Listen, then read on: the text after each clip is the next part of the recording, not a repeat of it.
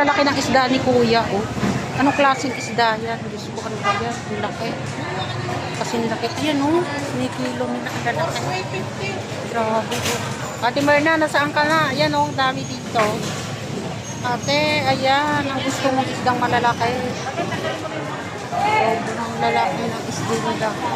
Pusit kalawang. May maliasag na maliliit. Ang dami. Grabe na pusit. Ano isda yun? Dami isda, bangus. Magkano yung bangus mo?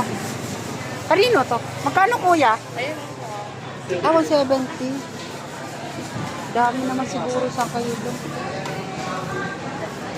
Ayun, masarap yan. Anong dinataan? Ang dami, oh. Ang hipon nilang lalaki, ate, oh. Mura lang. Gusto kong lalaki ng isda nila, oh.